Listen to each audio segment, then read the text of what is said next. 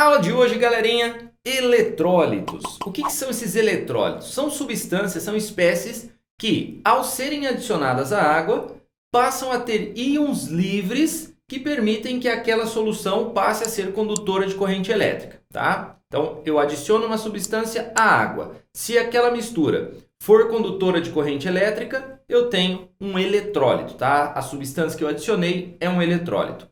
Quem pode ser eletrólito? Ácidos, bases, sais ou óxidos, tá? Qualquer uma dessas espécies, ao ser adicionada em água, se ela gerar ou liberar íons livres, eu passo a ter uma solução eletrolítica, uma solução capaz de conduzir corrente elétrica. Então, a substância adicionada é chamada de eletrólito. Beleza? Muito bem, importante a gente lembrar uma coisa. Espécies que são iônicas, tá? Como sais, como bases, como alguns óxidos, podem ter o processo de liberação dos seus íons, tá? A partir do aquecimento. Tá? Então, eu aqueço a espécie até que ela passe pelo processo de fusão, né? Quando ela passa então para a fase líquida, aí os íons estariam livres. Exemplo, você pegar o sal da sua cozinha e aquecer até que ele derreta. Você não vai conseguir fazer isso na sua casa, porque o ponto de fusão do sal é 803 graus Celsius. Nosso fogão não vai chegar a isso. Beleza? Muito bem, compostos iônicos normalmente têm ponto de fusão muito elevado, tá? Então fazer isso em casa é um pouco complicado, tá certo? Mas se a gente aquecer uma substância iônica até o processo de fusão, os seus íons estariam livres e aí eu teria a condução de corrente elétrica também, tá? Mesmo que isso não seja uma solução. Eu não estou adicionando a água, mas o aquecimento é capaz de liberar esses íons para as espécies iônicas. Combinado? Muito bem, continuando, vamos lá. Como é que eu vou saber se uma espécie pode ser um eletrólito ou não? A gente faz o chamado teste de condutividade, como está mostrado aqui no desenho para você. Pego lá uma lâmpada, ligo uns fiozinhos, um fiozinho na tomada, o outro vai para a solução, o outro direto da tomada na solução, do jeito que você está vendo ali, tá? E aí eu vou adicionar aqui, ó, a minha amostra que eu quero testar. O meu sal, o açúcar, o vinagre, etc. A gente vai fazer esses testezinhos aqui, você vai ver como é que vai funcionar, tá bom? Muito bem. Se a lâmpada acende, quer dizer que está tendo condução de corrente elétrica. Aquela espécie é um eletrólito. Se a lâmpada não acende, aquela espécie não é um eletrólito. É um não eletrólito, porque não é capaz de fazer com que haja condução de corrente elétrica. Belezinha? Tá. Então vamos testar algumas espécies aqui. NaOH, por exemplo. Como é que sem fazer o teste lá em casa ou lá no laboratório, eu vou conseguir saber se essa espécie é um eletrólito ou não é um eletrólito? Então você vai analisar o seguinte, a constituição dela. O NaOH é formado por Na, que é um metal alcalino da família 1 da tabela periódica. Se você não viu a aula sobre tabela periódica, veja no módulo 3, beleza? Muito bem, então nós temos ali ligação do Na, que é um metal, com o oxigênio, que é um ametal. Ligação de metal com ametal vai dar ali para nós uma substância iônica, uma ligação iônica. E espécies que têm ligação iônica são chamadas de substâncias iônicas e sofrem o processo de dissociação, separação de cargas já existentes, como a gente falou na aula anterior, tá bom? Muito bem.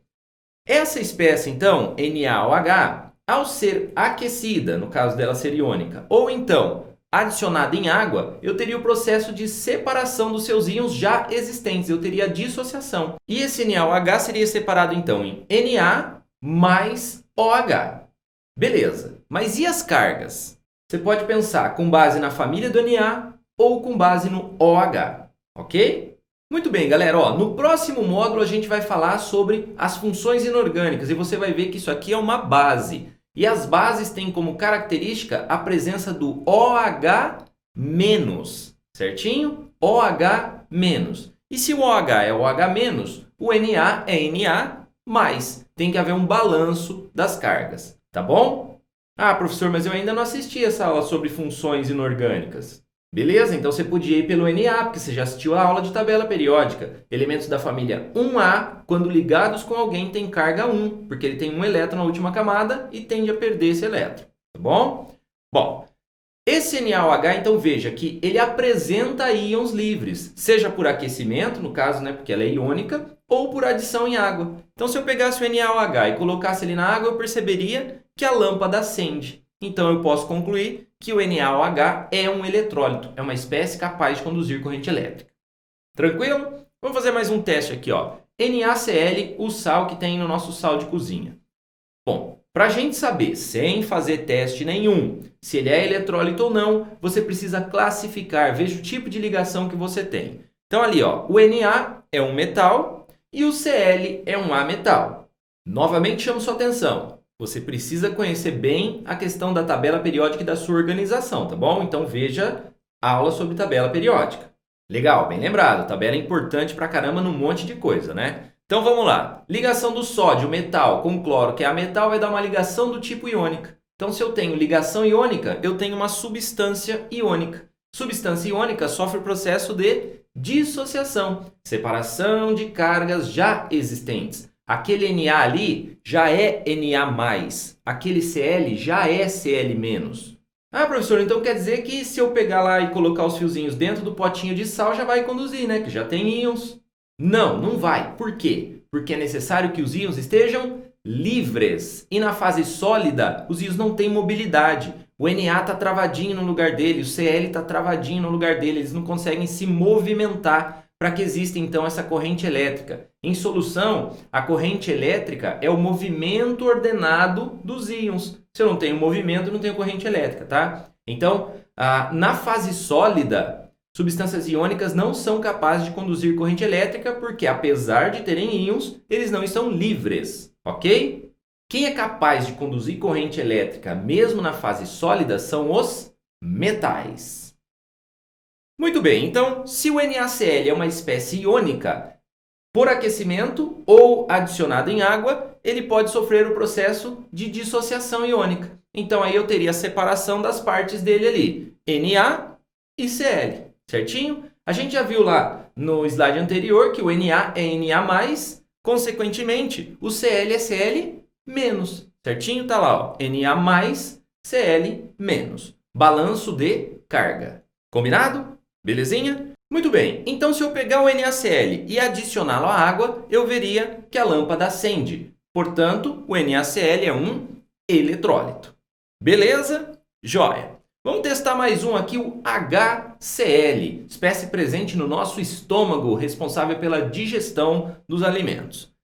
Para a gente saber se vai conduzir ou não vai conduzir, se é um eletrólito ou não, você precisa classificar com base nas ligações. O HCl tem ligações do hidrogênio com o Cl, que é um ametal.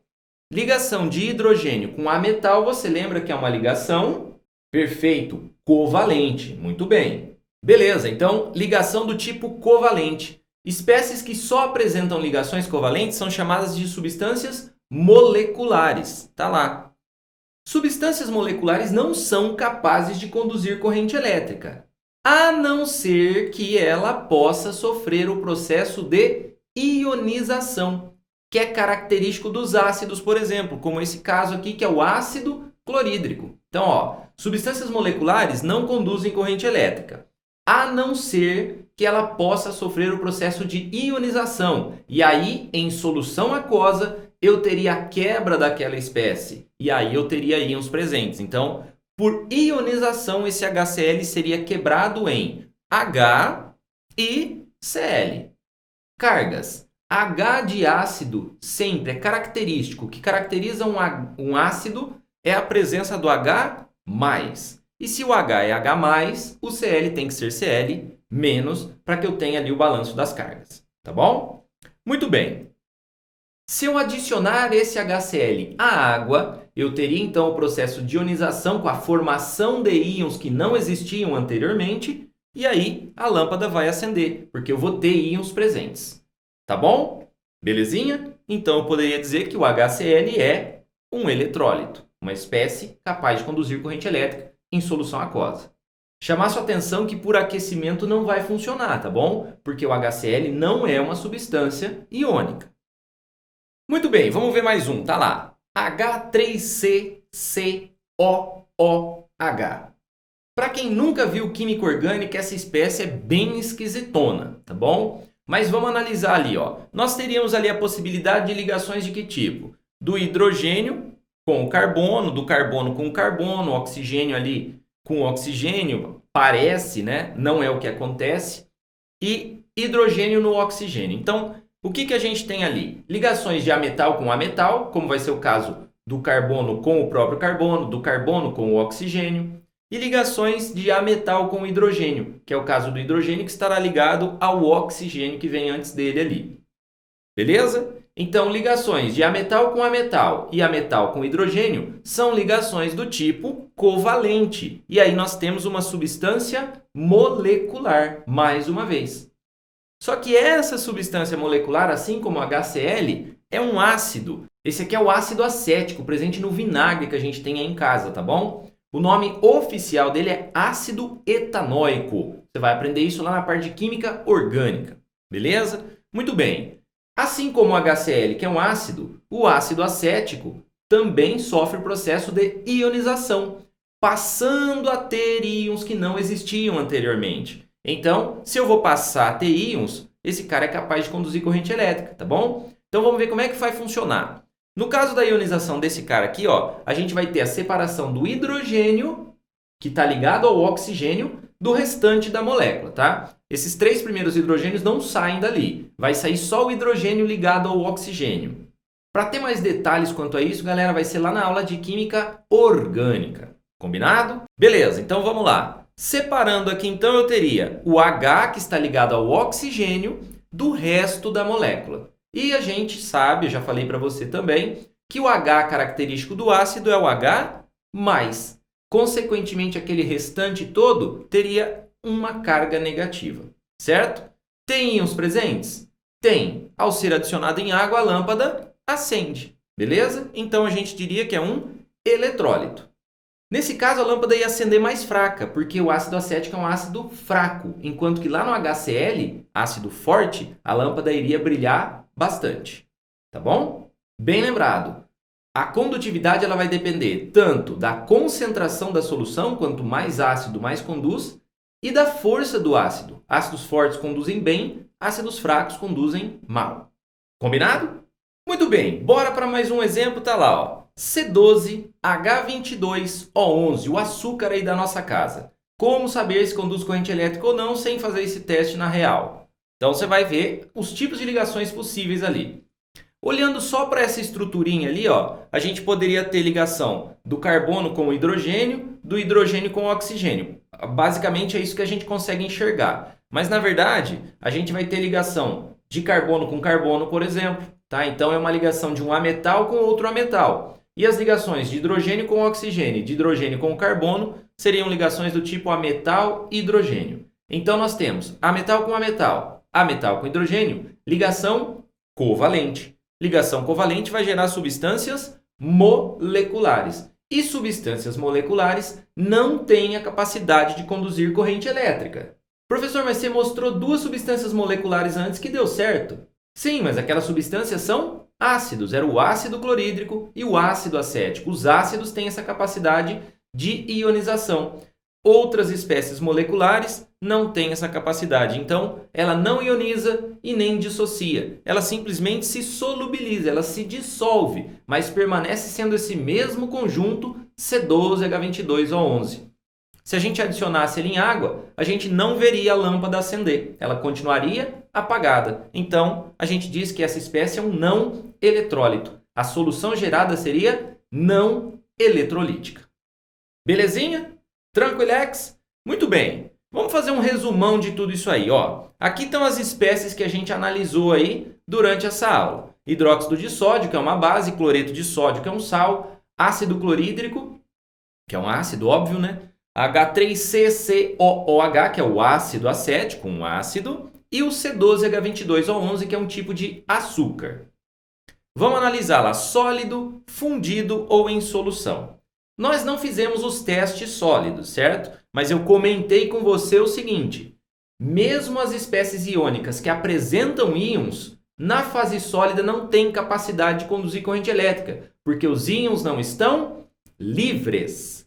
Vamos relembrar que para que haja condução de corrente elétrica é necessário que existam íons e que esses íons tenham liberdade para se mover, porque é assim que vai surgir a corrente elétrica. A corrente elétrica é o movimento ordenado dos íons na solução aquosa.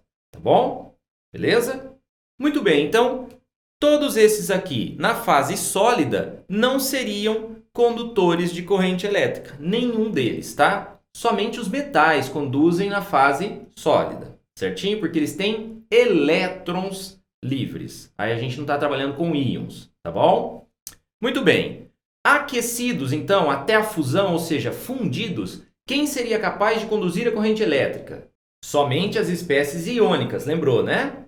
Beleza, somente as espécies iônicas. No caso aqui, o NaOH seria condutor e o NaCl também seria condutor. O restante, não, não e não. Beleza? Somente espécies iônicas conduzem corrente elétrica quando fundidas, tá bom? Muito bem, em solução aquosa, para que haja o processo de condução de corrente elétrica é necessário que existam íons livres. Quem que teve íons livres?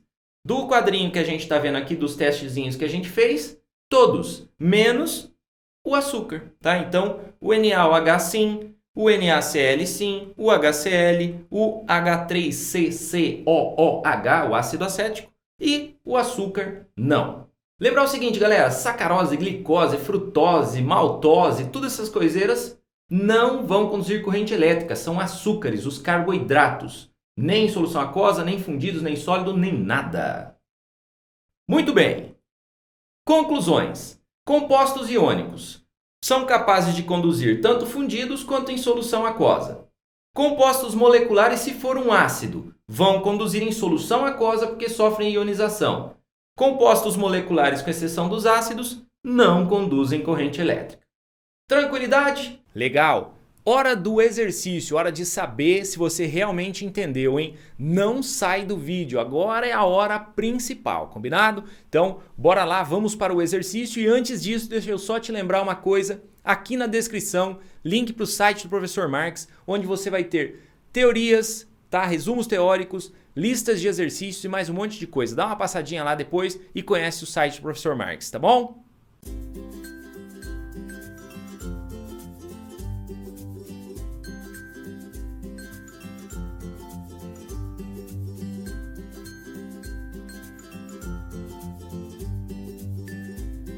Voltando então, galera, vamos nessa para o videocício oferecido para nós, que é esse aqui. Ele dá uma tabela com 3 substâncias, NaCl, HCl e ICl. Beleza. Dá os pontos de fusão, a condutividade em solução aquosa e a solubilidade em solventes apolares.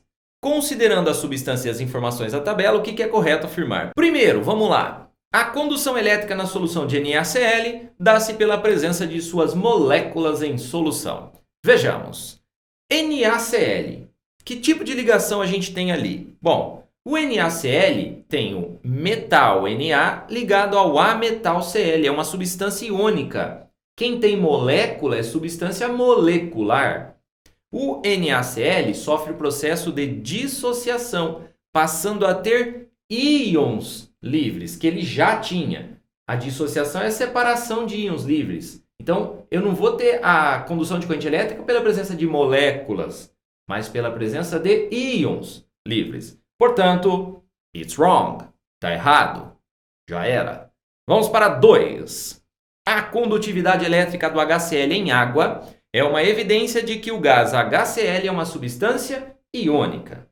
Somente substâncias iônicas conduzem corrente elétrica, sim ou não? Pense.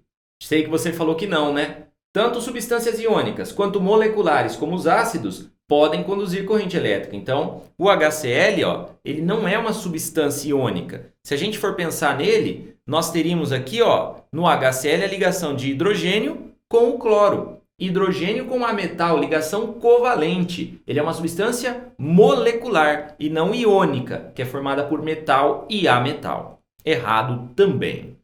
Então vamos lá para a próxima. 4. Através dos valores de ponto de fusão, pode-se afirmar que a ligação entre o H e o Cl é mais fraca do que a ligação entre o Na e o Cl. Vamos ver. Olha só. Ponto de fusão e ponto de ebulição não está relacionado com a quebra de ligações dentro da molécula, dentro da espécie. Não é intramolecular, é intermolecular.